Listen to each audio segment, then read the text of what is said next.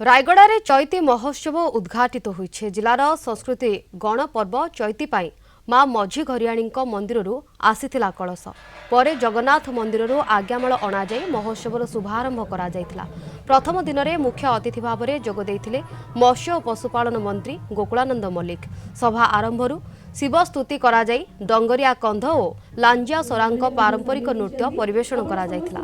सिने तारका शीतल पात्रंक डांस और कंठशिल्पी अनन्या श्रीतम नंदंक संगीत परिवेषण विलंबित राति पर्यंत दर्शकों को बांधि रखिथिला।